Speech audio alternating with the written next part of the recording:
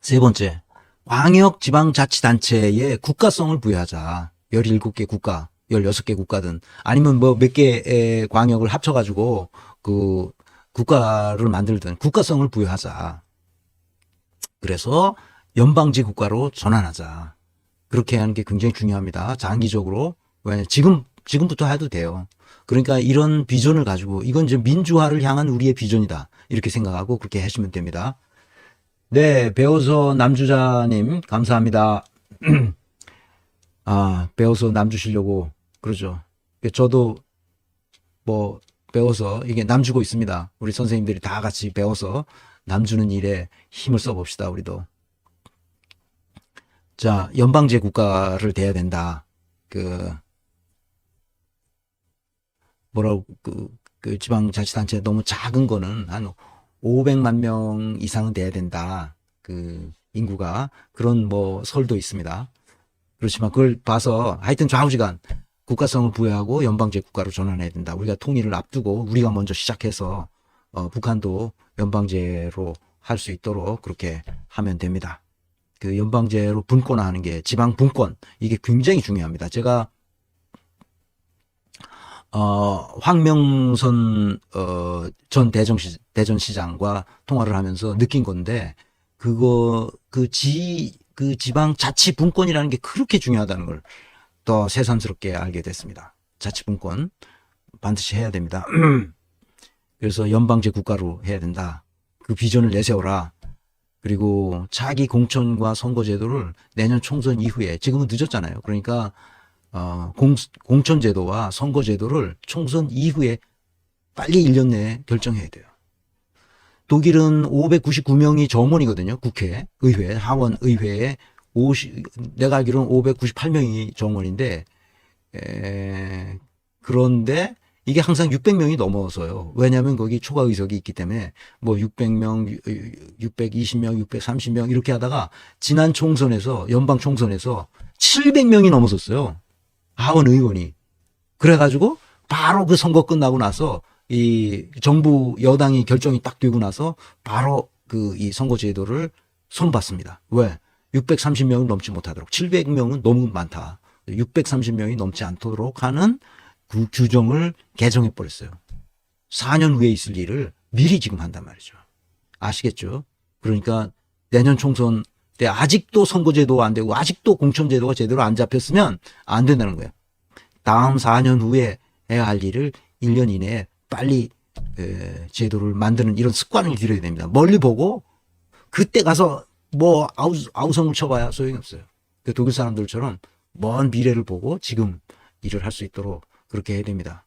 그래서 독일이 그렇게 선거제도를 살짝 손을 봤거든요. 그 630명을 넘어서지 못하도록 손을 봤어요. 그래서 손해본 정당이 있을까요? 없을까요? 있죠, 당연히.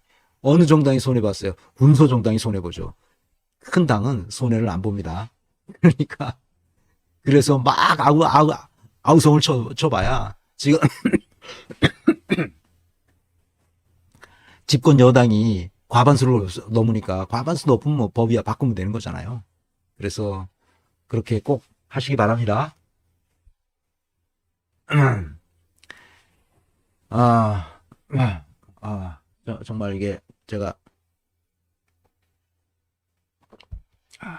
감기 때문에 이게 환절기에 셀프메이드 다빈치님, 갤럽 아빠, 하버마스 씨, 토론 좋아하시는 교수님. 네. 다른 데서 제가 책을 보는 이유는 그 책에 해답이 있거든요. 내가 다른 나라를 보는 이유는 거기에 해답이 있어. 그 사람들 잘하는 들 우리가 보고 우리의 옷에 맞게 바꾸면 되잖아. 그렇게 쉬운 게 있는데 왜 안 하는지 난 이해를 못 하겠어요. 이게 민주주의가 아니고 저들끼리 쿵짝쿵짝 하니까 그러지. 자, 그동안 제가 미뤄왔던 즉시 결선 투표 제도를 실시해라. 이거 지금 해도 돼요. 요번 경선할 때 해도 됩니다. 즉시 결선돼요. 과반수 이상 되는 사람이라야, 단순 다수제 하지 말고, 과반수, 그러니까, 결선 투표제를 해라. 그런데 즉시 결선 투표제를 해라.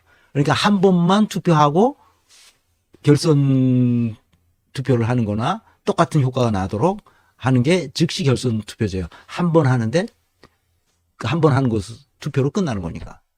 어떻게 그렇게 하느냐? 내가 지금까지 얘기한다 그러면서도 계속 넘겨왔는데 오늘은 이걸 뺄까 그러다가 넣습니다. 한번 봅시다. 여러분들 이해가 안 되시면 내가 설명을 잘못한 건데 이해가 안 되시면 다음번에 다시 하거나 그래도 안 되겠다 그러면 강남훈 교수한 설명을 들어야 됩니다. 강남훈 교수 책 내가 소개할 테니까 그것도 보시고.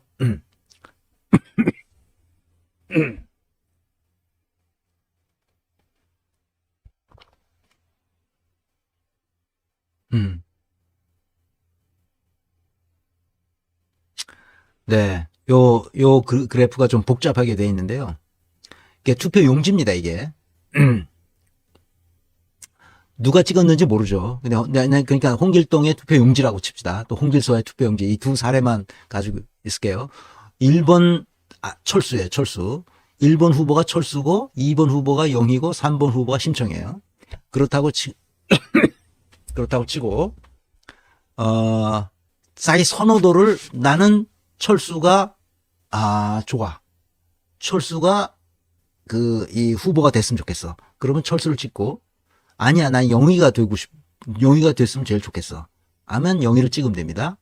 그러니까 철수를 찍은 다음에 철수 말고 두 번째로 됐으면 좋겠다는 사람을 선호도가 1순위, 2순위, 3순위가 있습니다. 그러니까 철수가 1순위고 철수가 이렇게, 영희가 1순위로군요. 영희를 1순위로 합니다. 그 다음에 홍길동은 영희를 제일 좋아해. 그래서 영희가 후보가 됐으면 좋겠어. 국회의원 후보가 됐으면 좋겠어. 그 다음에 심청이가 두 번째로 좋아. 그 다음에 철수가 세 번째로 좋아. 이렇게 그 선호도가 있을 수 있잖아요. 이 순위라는 건 선호도를 말하는 겁니다. 이렇게 선호도가 나왔어요. 두 번째, 홍길서의 투표용지를 보면 홍길서가 이 찍을 때 1순위는 철수를 찍었어요. 2순위는 영희를 찍었어요. 3순위는 심청을 찍었죠. 이런 조합이 몇 개 더 있을 거 아니에요, 그죠? 뭐 세 사람이니까 조합이 많아봤자 얼마 안 되겠죠. 두 개만 예를 드린 겁니다. 그러면 어떤 일이 벌어지느냐? 요렇게 철수가 1순위로 돼 있는 사람 표를 다 모아요. 영희가 1순위로 되어 있는 사람의 표를 다 모아요. 심청이 1순위로 되어 있는 사람을 다 모은단 말입니다. 그러면 이렇게 되겠죠. 자, 철수, 영희, 심청. 철수를 제일 좋다고 말한 사람, 후보로서 제일 좋다고 말한 사람이 40명이에요. 영희를 1순위로 찍은 사람이 31명이에요. 심청을 제일 좋다고 생각한 사람이 29명이에요. 그러니까 다 합치면 100명이죠. 100명이 투표했어요, 이렇게. 1차 투표 결과를 집계해 보니까 이렇게 나왔다 이 말이에요.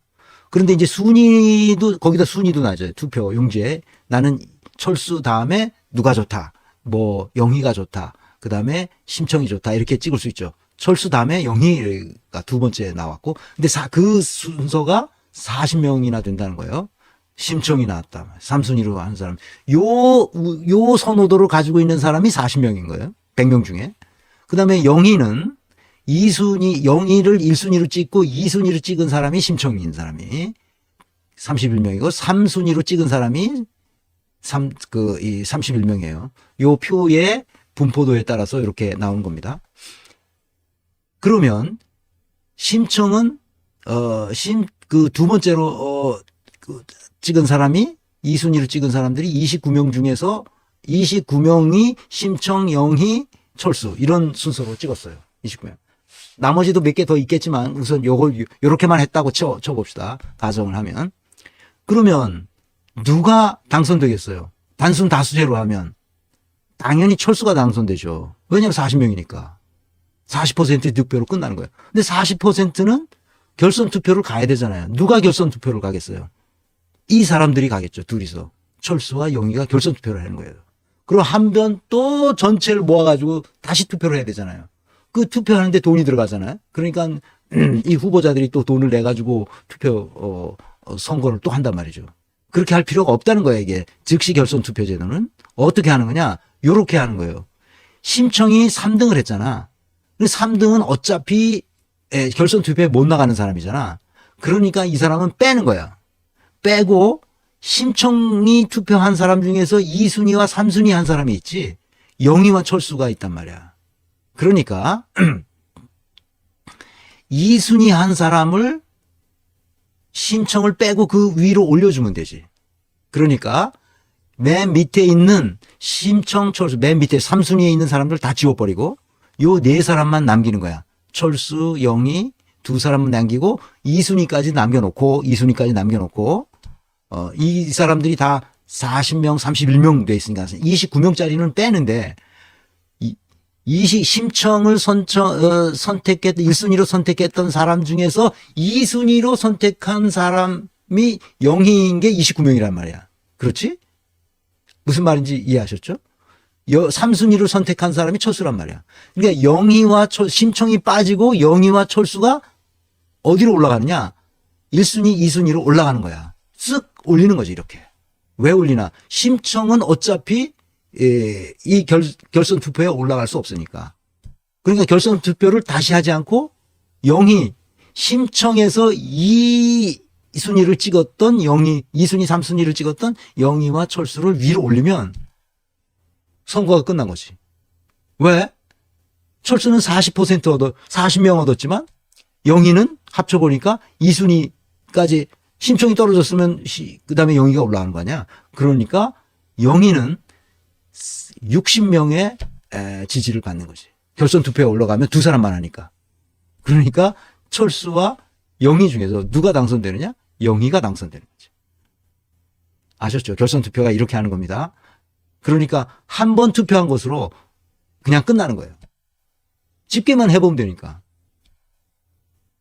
아시겠어요? 이해가 안 됩니까?